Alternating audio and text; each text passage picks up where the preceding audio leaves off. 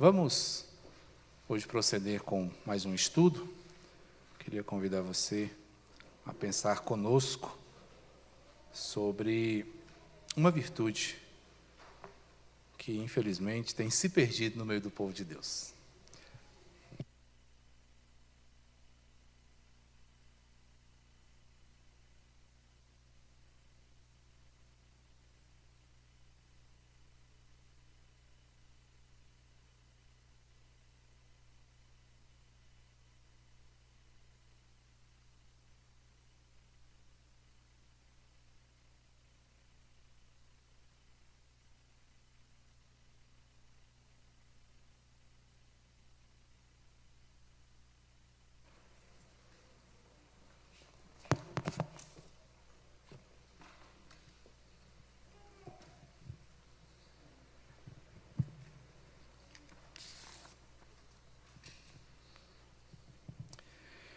Muito bem. Ao longo desse mês de janeiro, nós estamos trabalhando alguns temas avulsos, não estamos desenvolvendo uma temática definida. Mas estamos fazendo o que sempre fizemos aqui às quartas, que é estudar a Palavra de Deus. E hoje nós vamos pensar sobre uma passagem que nos traz uma reflexão interessante, eu julgo também necessária, haja vista que vivemos tempos, como já pensamos aqui hoje, bastante intensos e que nos recomendam muitas vezes posturas que não são adequadas, não são convenientes ao servo de Deus, não é? Eu queria começar pensando com vocês sobre um verso de uma canção que já tem alguns anos. Essa canção, na verdade, ela é bastante antiga já.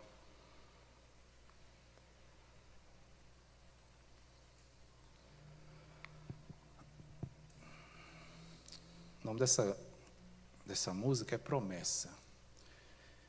E uma música que tem um nome bonito, mas que na sua construção traz alguns questionamentos que nos fazem pensar. O verso em questão diz assim: o céu é só uma promessa, e eu tenho pressa, vamos nessa direção. Atrás de um sol que nos aqueça, minha cabeça não aguenta mais. Essa música é do Engenheiros do Havaí, uma banda de rock muito conhecida em nosso país. Está um pouco sumida, parece que nem existe mais, não sei. Mas seus integrantes estão por aí. E essa semana eu tive notícias do Gustavo Hessinger, né, que era o vocalista da banda. E eles estão por aí. Mas essa canção eu ouvi ela um tempo atrás, e desde então ela sempre martela a minha cabeça. Porque o primeiro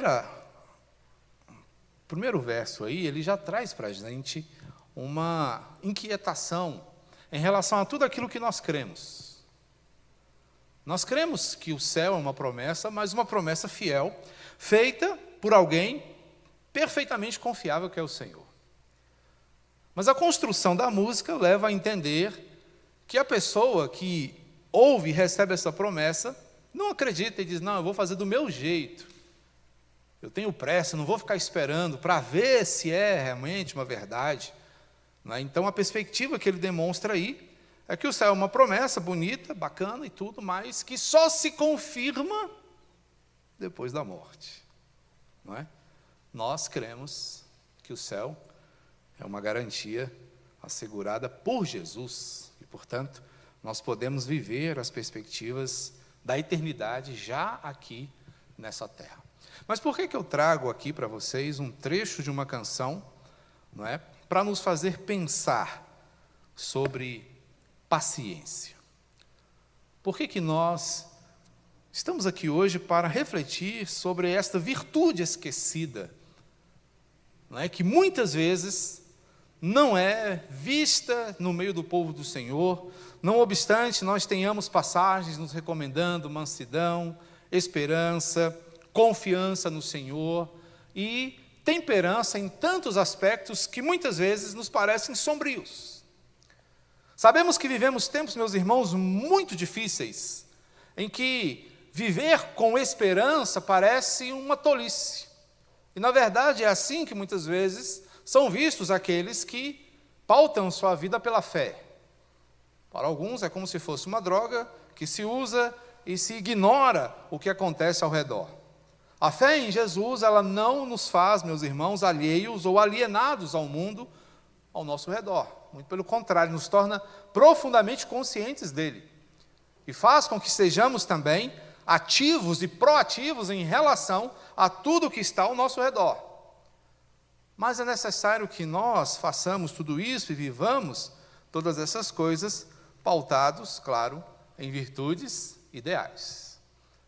Mas, muitas vezes, diante do peso das circunstâncias, nós podemos incorrer em falhas, nós podemos enfrentar situações. E muitas vezes as circunstâncias podem trazer para nós algum tipo de tristeza. Não é incomum que nós, muitas vezes, nos peguemos, macambúzios pelos cantos, pensativos, pesarosos, desanimados, porque a tristeza se abate de forma tão intensa que nós não sabemos o que fazer.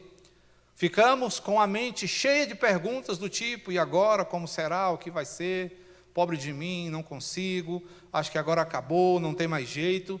São diversos os pensamentos dessa natureza que se tornam extremamente perturbadores na nossa mente e coração. São frutos da tristeza e que, quando intensificada, tornam a nossa vida extremamente desconfortável. E as circunstâncias, além da tristeza, também podem nos fazer sentir saudades. E muitas vezes, diante daquele peso que traz a falta de alguém querido, especialmente quando sabemos que não os veremos mais, isso também pode ser massacrante na vida de todos nós. E isso não está excluído da vida do servo de Deus. Nós também perdemos entes queridos, nós também sentimos a falta de pessoas amadas, e nem sempre é a morte que causa essa separação, às vezes desentendimentos, até mesmo por conta da fé, fazem com que nós nos separemos. E isso, muitas vezes, nos deixa muito angustiados. Não é fácil passar por estas cisões na nossa vida. E as circunstâncias, além das saudades, também podem nos fazer mergulhar em outro tipo de situação, que vão exigir de nós algum posicionamento mais firme, como as provações, que não faltam, elas estão sempre acontecendo e vão exigir de nós um posicionamento firme diante de tudo que acontece, porque essas provações podem ser frutos de provocações, de atitudes inesperadas, de pessoas acima de qualquer suspeita, e o que também nos leva, muitas vezes, a nos deparar com grandes doses de ingratidão. Então, só para a gente entender mais ou menos o pano de fundo do que nós vamos começar a trabalhar agora, porque quando a gente pensa em tudo isso e vemos a palavra do Senhor nos recomendar a mansidão, parece que estamos diante de coisas completamente opostas. Nós sempre pensamos na paciência, na suavidade,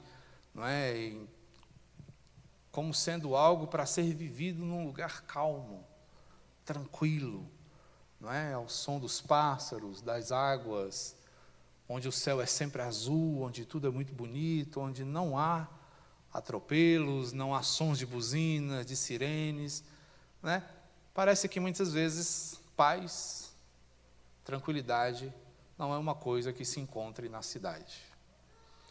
E conquanto isso tem uma certa dose de razão, nós precisamos entender que paz não é apenas silêncio ou ausência de perturbações, mas é como nós reagimos a cada uma delas. Porque mesmo no contexto da obra de Deus, mesmo envolvidos com as coisas sagradas, nós nos depararemos com situações que irão nos perturbar. Mas mesmo aí nós podemos experimentar paz. É Paulo que vai falar de paciência em meio à tribulação. Eu me lembro que a primeira vez que eu me deparei com esse texto, eu fiquei perplexo. Eu falei, não pode. Como é que a gente vai experimentar paz no meio da tribulação? Porque quando eu ouço e falo a palavra tribulação, a primeira imagem que vem à minha cabeça é a de um liquidificador funcionando. Não é? Aquele barulho horrível é um dos eletrodomésticos que eu acho mais úteis dentro de uma casa, mas eu não suporto o barulho. Eu fico sonhando com alguém que invente um liquidificador silencioso. Mas tudo bem. Mas vamos pensar na revolução que ele causa, não é? Em seu interior quando ele funciona. Você coloca ali coisas sólidas e ele, como diz o próprio nome, né, ele está ali se propondo a isso, transforma tudo em líquido. E aquele redemoinho, aquela coisa que acontece ali dentro, é uma revolução. Tribulação para mim é aquilo. É tudo acontecendo ao mesmo tempo, em torno de um centro comum. Então, quando eu me penso envolvido numa tribulação, é como se eu estivesse sendo moído dentro de um liquidificador. E aí pensar em paz dentro de uma situação dessa parece impossível, mas se estamos diante de um Deus que submete a si os impossíveis, não é difícil conceber a ideia.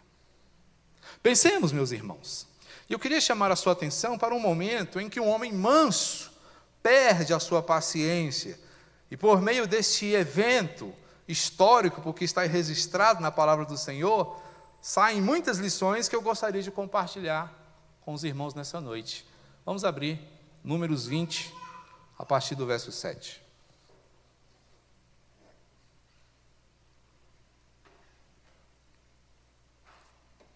Essa água está especial. Números 20, do verso 7 até o verso 13. Eu botei o 12 aí, mas vamos ao 13, tá bom? E o texto vai dizer assim para a gente. Disse o Senhor a Moisés: toma o bordão, ajunta o povo, tu e Arão, teu irmão, e diante dele falai a rocha, e dará a sua água. Assim que tirareis a água da rocha, e dareis a beber à congregação e aos seus animais. Então Moisés tomou o bordão de diante do Senhor, como lhe tinha ordenado. Moisés e Arão reuniram o povo diante da rocha, e Moisés lhe disse: ouvi agora, rebeldes, porventura faremos sair água desta rocha para vós outros? Moisés levantou a mão e feriu a rocha 2 vezes com seu bordão, e saíram muitas águas. E bebeu a congregação e os seus animais. Mas o Senhor disse a Moisés e a Arão: visto que não crestes em mim, para me santificardes diante dos filhos de Israel, por isso não fareis entrar este povo na terra que lhes dei. São estas as águas de Meribá, porque os filhos de Israel contenderam com o Senhor, e o Senhor se santificou neles. Olha que confusão. Nós estamos aqui diante de uma solução maravilhosa, não é? Diante de um milagre, como tantos que o Senhor já havia feito. Não é a primeira vez que Deus faz sair água da rocha. Mas há uma situação aqui que nos faz pensar. Porque quando a gente olha para o texto, a pergunta que vem é: o que aconteceu aqui? Qual é a situação? A situação, meus irmãos, infelizmente não é nova. Porque o que nós encontramos aqui é o povo, de novo, reclamando, murmurando, com saudades do Egito, não é? Blasfemando diante dos seus líderes, reclamando da sua sorte. Olha, nós vamos morrer de sede aqui. Nossa, lá a gente tinha tudo, tinha um rio que passava por lá, e essa coisa toda. E o povo está naquela situação. Não havia água para o povo, logo no verso 2 você encontra aí. Então se ajuntaram contra Moisés e contra Arão. E qual era a situação de Moisés? Ele acabara de perder sua irmã Miriam. Aquela que salvou a sua vida quando ele era bebê. Aquela que agiu de forma tão inteligente que foi capaz de arquitetar um plano para que o seu irmão, sob a proteção da filha de Faraó, fosse cuidada pela sua própria mãe. Então Miriam, para Moisés, era uma pessoa da mais alta consideração. Mas ela morre. Iníciozinho do capítulo 20 diz: ali morreu Miriam e ali foi sepultada. Então Moisés, de luto, ainda machucado pela morte da sua irmã, enfrenta a oposição, a reclamação, a murmuração do povo que ele estava conduzindo. Não é? É bem verdade, meus irmãos, que líderes, enquanto desenvolvem o seu trabalho, se deparam com estas situações. Não é algo novo. Mesmo se esforçando, mesmo dando o seu melhor, líderes muitas vezes vão se deparar com episódios de ingratidão, de insensatez, de incompreensão, como se fossem pessoas perfeitas, como se fossem homens e mulheres que não falham, que não sofrem, que não sentem dor, que não choram, que não passam pelas mesmas coisas que eles passam. Moisés era um homem, amigo de Deus, com o qual falava face a face, mas não era um homem perfeito. Era um homem sujeito às mesmas dificuldades. Mas o povo está ali, reclamando. O povo está ali, com a sua amargura, com a sua dificuldade, enchendo a paciência de Moisés, não é? Com as suas murmurações, cobrando muitas coisas, não é? E desenvolvendo diante de Moisés várias tentações. Não é? É interessante pensarmos na perspectiva da tentação. Líderes também são tentados. A tentação ela é tão ousada que ela não poupou nem mesmo Cristo Jesus. Mas Moisés, não sendo Cristo, perde a paciência com o seu povo. E ele também comete o pecado da insensatez. Não é? Então, até aquele momento, as coisas pareciam ir bem. Não é? Estava tudo dando certo, o povo tinha um problema sério, havia uma necessidade real, urgente, que precisava ser atendida, que precisava ser observada, mas naquele momento, Moisés, conquanto ainda se fizesse um instrumento nas mãos de Deus, não agiu, não é, como deveria agir numa situação como aquela. Não é? Mas, no início, as coisas pareciam correr bem. Havia um grande problema, é verdade, falta de água. Isso é um problema que seria sério em qualquer contexto, em qualquer lugar do mundo, ainda hoje. Na verdade, já é o nosso grande problema. Não é? A gente vive as voltas aí. E nós temos cada vez mais dúvidas sobre a qualidade da água que a gente consome, porque hoje nós vivemos de água reaproveitada, não é? Porque a água é pouca e o povo aumenta cada vez mais, as cidades crescem cada vez mais, mas o problema está aí. Mas eles tomam uma postura adequada. O que eles fazem? O texto diz que diante da contenda que eles travam com Moisés e Arão, quando eles reclamam, antes tivéssemos perecido quando expiraram nossos irmãos perante o Senhor. Por que trouxeste a congregação do Senhor para esse deserto, para morrermos aí nós e os nossos animais? Por que fizeste subir do Egito para nos trazer esse mau lugar, que não é de cereais, nem de figos, nem de vides, nem de romãs, nem de água para beber? Então Moisés e Arão se foram diante do povo para a porta da tenda da congregação e se lançaram sobre o seu rosto, e a glória do Senhor lhes apareceu. Olha só que interessante. O povo reclama, eles ouvem caladinhos, se lançam aos pés do Senhor. Essa é a postura adequada. Diante da reclamação, da insensatez, eles buscam a Deus. Eles estão ali adotando o posicionamento correto de um líder, buscar direção eterna. E não é uma postura apenas para líderes, é para qualquer cristão, é para qualquer servo de Deus, para qualquer um que crê. E ele volta com uma orientação interessante. O Senhor, como eu disse, já havia feito água sair da rocha uma vez. Tá? E nós estamos aqui diante de uma montanha, não é uma pedra grande, é uma montanha. E o povo está ali. Na primeira vez o Senhor diz, fere a rocha. Mas nesta vez o Senhor diz, fala com a rocha. Há uma diferença de atitude. Mas como é que Moisés age? Não é?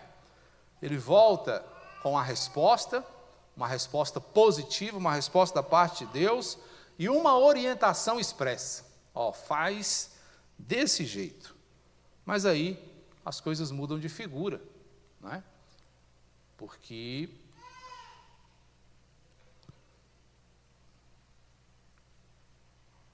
a insensatez começa a fazer parte do cenário, não é? A falta de domínio próprio domina. Porque o que acontece? Quando Moisés se levanta dali com a resposta positiva do Senhor, percebam como ele responde o povo. Moisés e Arão reuniram o povo diante da rocha e Moisés lhe disse: ouvi agora, rebeldes. Ele já começa a chutar a canela do povo. Ou seja, já tem a solução, agora eu posso crescer. Quando ele não sabia o que fazer, ele ficou calado. Quando ele não tinha uma resposta, ele ficou quietinho, né? E foi ali encolhidinho: Senhor, me ajuda, e agora? O povo está me arrochando, o que eu faço, Senhor? Como é que é? Deus: não, moço, é simples, vai lá, fala com a rocha e vai dar tudo certo. Aí ele: agora eles vão ver, agora eles vão escutar só. Está pensando que Deus não está comigo? Ei, rebeldes, deixa eu falar uma coisa para vocês. Gente, isso é uma coisa tão séria. É muito sério. Se há uma coisa que Deus preza no meio do seu povo, é respeito. E a gente muitas vezes fala muito de respeito, não é? Às vezes de um lado em relação a outro, mas aqui o Senhor define respeito tanto dos liderados para com o seu líder, como do líder para com seus liderados. Uma lição interessante que eu aprendi como pastor, eu gosto de contar essa história por onde eu passo. Pastor Raimundo, eu conheci aqui em Brasília, e eu acredito que alguns dos irmãos devem tê-lo conhecido, se você andava ali pela rodoviária do Plano Piloto, sentido Conic, né? Ele ficava ali durante o dia vendendo cartões de telefone. Era um senhorzinho, ficava muito bem arrumadinho, de gravata, numa cadeira de rodas, ele não andava. E ele ficava ali vendendo cartões de telefone. Já tem um tempo, né? Ninguém usa mais cartão de telefone.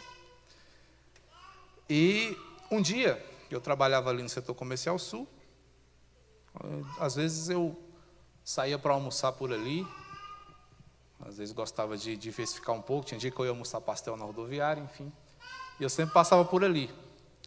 Aí um dia eu estou almoçando lá num restaurante, lá no próprio Conic, e ele estava no mesmo restaurante. E ele me viu ali sozinho, sentado na mesa, e ele se aproximou, me fez algumas perguntas. O objetivo dele era me evangelizar, que ele fazia isso. E ele chegou assim: o que você diria para alguém que te recomendasse não orar por seus problemas? Aí eu já saquei a dele, né? Eu falei: o que o senhor me diria? Aí ele começou a falar: nós devemos orar pela nossa vida, para que o Senhor nos dê capacidade de resolver nossos problemas. Porque se orarmos pelos nossos problemas, será uma oração simplesmente pela situação. Mas se orarmos pedindo ao Senhor que nos dê sabedoria, nós venceremos os problemas. Eu falei: muito boa.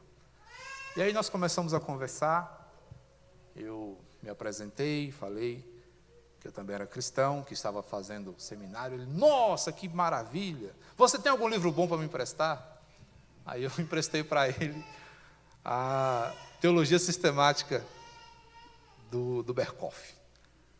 Deixei com ele alguns dias, ele falou: rapaz, que negócio maravilhoso. Eu sei que ele ficou com ele um bom tempo e ele me devolveu, só para vocês verem o tamanho da honestidade dele.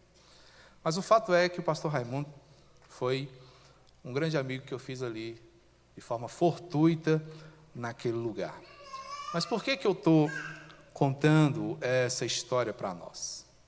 Porque muitas vezes, meus queridos, nós nos encontramos em situação em que nós não sabemos o que fazer diante das nossas lutas.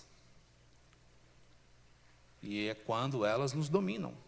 É quando elas determinam o tom da nossa vida.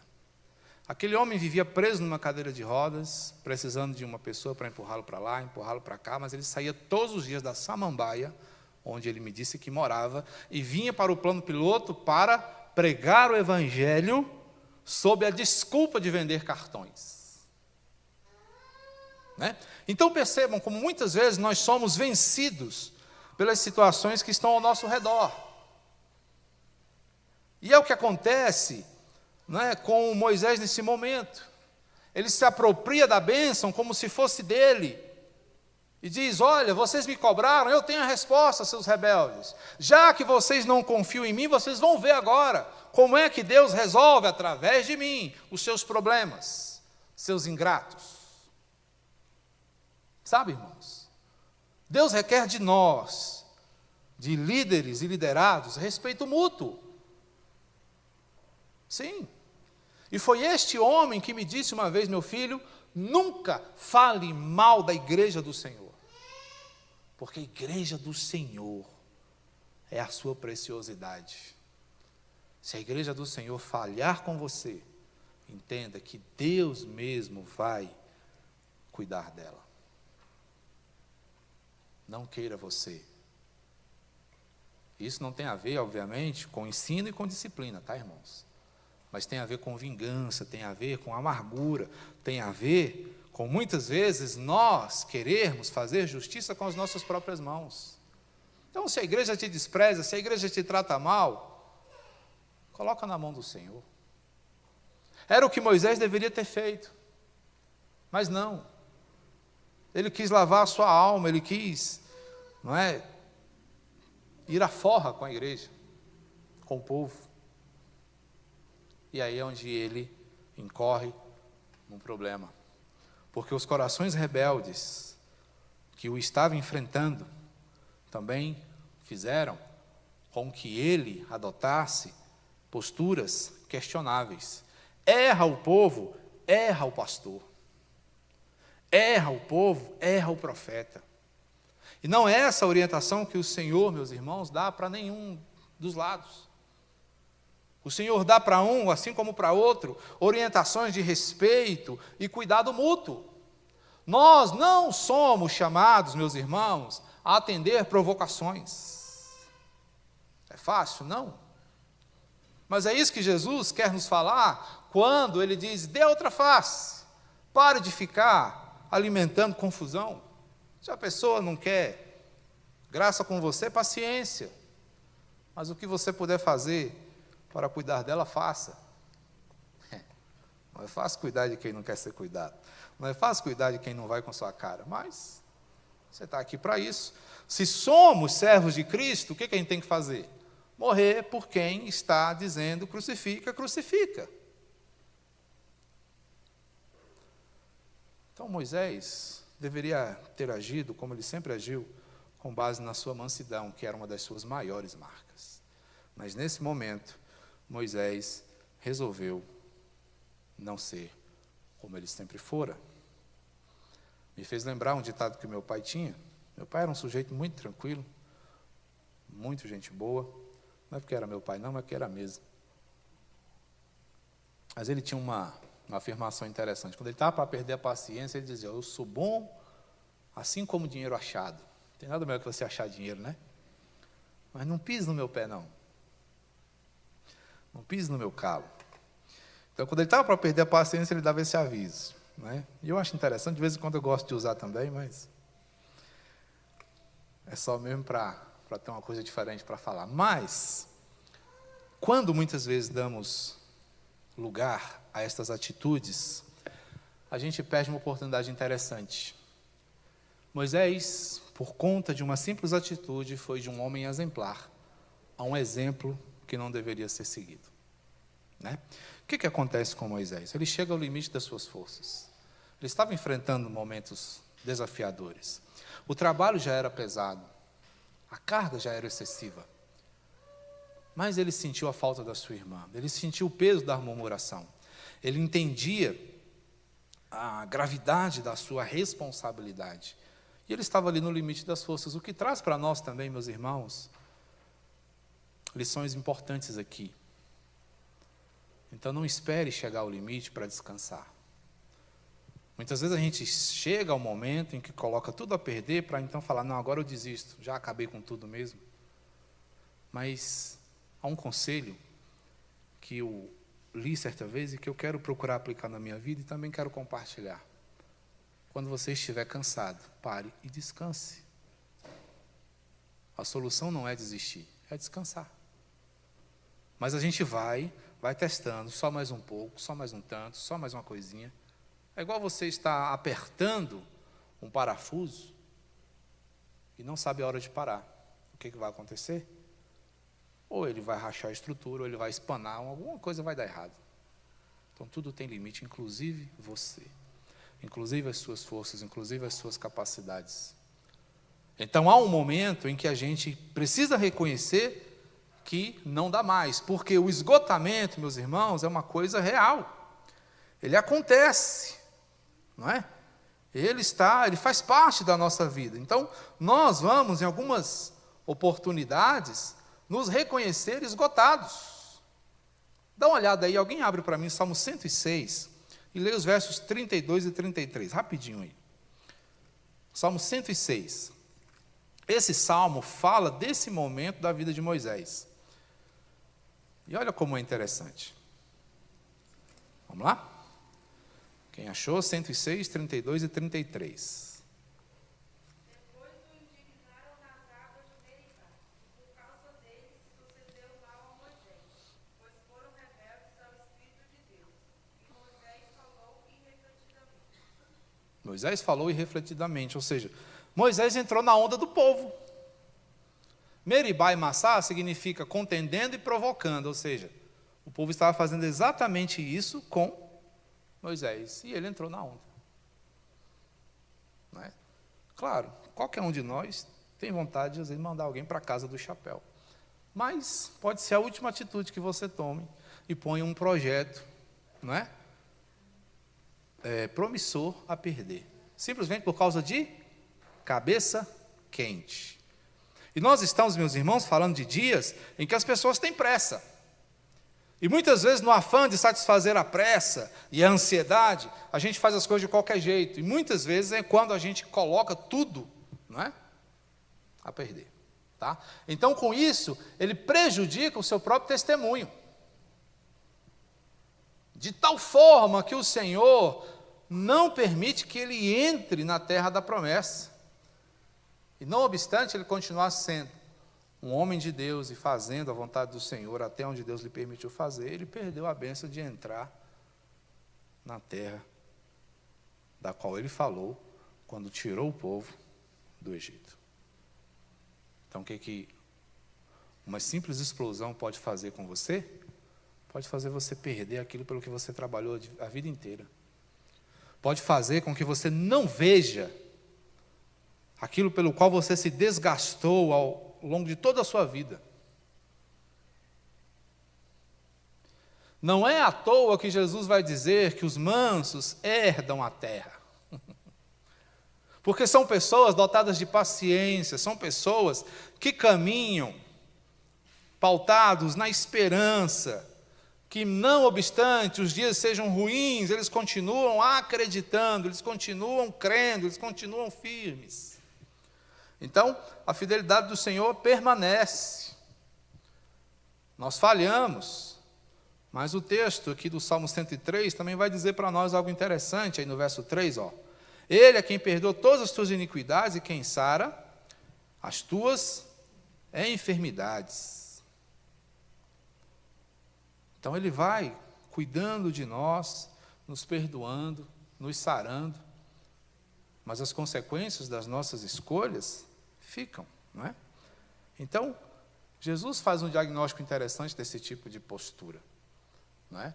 Porque para Jesus, com base no que ele nos ensina, é que a impaciência, ela é um sinal de desespero, um desespero incrédulo. Ou seja, a falta de fé faz com que nós não queiramos esperar. E a gente mergulha num desespero profundo. Aqui Moisés, ele age como alguém que tinha de resolver o problema sozinho. Ele toma para si. O pessoal reclama, ele diz, não, eu vou resolver.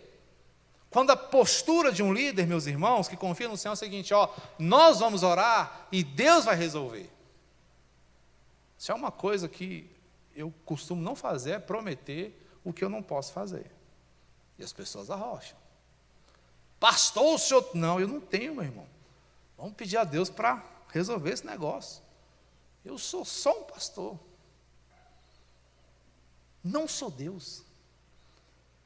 Mas como seu pastor, eu creio que Deus pode resolver. E é a Ele que nós vamos recorrer. Não é momento para desespero, é momento para fé. É momento para nós continuarmos entendendo que Deus é que vai fazer no momento dEle, do jeito dEle, para a glória dEle. Então a realidade deveria ser outra. Porque Deus já tinha mostrado para Moisés como resolver o impasse. E por que Deus ficou tão chateado? Porque ele deu 2 pancadinhas na pedra. É interessante aqui, mas aqui, meus irmãos, eu ensino sobre Jesus. Essa rocha simbolizava Cristo. No primeiro momento, lá em Mara, né? As águas amargas, o que aconteceu? Ele feriu a rocha. Cristo foi ferido quantas vezes? Uma vez só. Cristo não é crucificado a cada dificuldade que nós temos. O sacrifício de Jesus, ele é eficaz e perfeito. Então, Cristo não precisa morrer toda semana. E é por isso que a gente não é rebatizado no Espírito Santo todo culto. Porque pela fé em Jesus, nós cremos que tudo está feito, está consumado. Então, agora, como é que nós fazemos quando temos uma dificuldade? Senhor Jesus, me socorre. Era essa a mensagem que Moisés tinha que levar ao povo. Mas as suas pancadas na rocha disseram: Cristo está sendo crucificado de novo por sua causa, rebelde. Quando na verdade ele tinha que mostrar ao povo: ó, como é que vocês têm que fazer, recorrer a Deus. Rocha, dá água para esse povo. Porque é assim que nós fazemos hoje. Cristo, abençoa fulano. Cristo, cura fulano. Cristo, abre portas para fulano. Ou não é essa a nossa oração, meus irmãos? Moisés, portanto, perde uma oportunidade belíssima de ensinar ao povo uma lição profunda sobre fé. Por isso, é uma atitude desesperada e incrédula, que faz com que o povo continue mergulhado numa infidelidade escravizante. E o Senhor se exalta com razão, porque Moisés põe muita coisa a perder com essa atitude dele, que marca uma infantilidade espiritual sem tamanho. Não é? Então, esse é o diagnóstico que o Senhor faz dessa atitude, não é, de Moisés. Quando Jesus nos fala de mansidão, a perspectiva é outra. Quando ele lembra-nos aqui do Sermão da Montanha, né, da sua introdução, e o verso 5 nos traz a 5ª bem-aventurança, que é a mansidão, ele vai dizer que eles herdarão a terra. Há uma referência com a promessa lá. E essa promessa, ela traz para nós, meus irmãos, uma mensagem de eficácia, não é? De confiança e de felicidade. Bem-aventurança é eficácia. É uma realização plena. A mansidão nos insere num contexto de confiança. Por quê? Ela vai nos trazer uma mensagem de que no Senhor tudo será melhor. E é esta confiança que nos insere numa esfera de felicidade. O que é felicidade? É viver satisfeito com base nas promessas do nosso Deus. Então, o que Deus quer nos ensinar aqui, meus irmãos, é muito simples. A primeira coisa que Deus nos ensina é que diante das situações que provam a nossa paciência, nós devemos ser proativos. O que é isso? É aproveitar as oportunidades para nosso crescimento.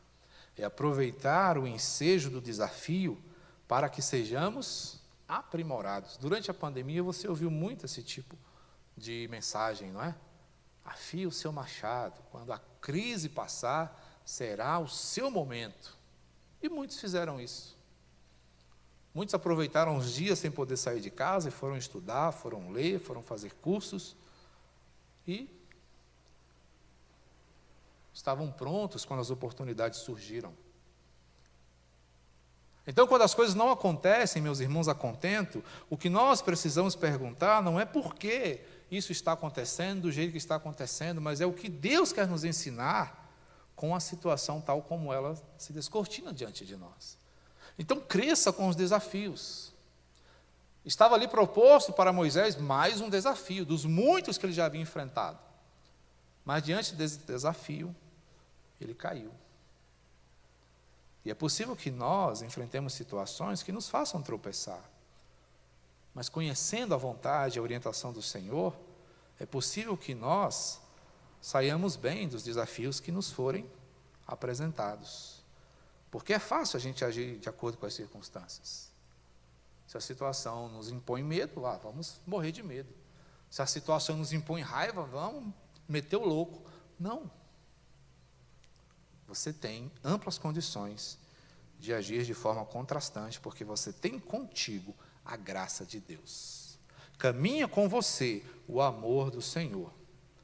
Então, impaciência é não saber esperar pelo momento certo, o que faz com que você perca as bênçãos de Deus. Segunda lição que você pode tirar aqui da parte do Pai é viver virtuosamente. O que isso quer dizer? É que você pode aqui desenvolver um autoconhecimento. E esse autoconhecimento vai te levar a desenvolver um diferencial na tratativa de problemas. Se você observar as maiores invenções, as coisas mais úteis, surgiram diante de problemas.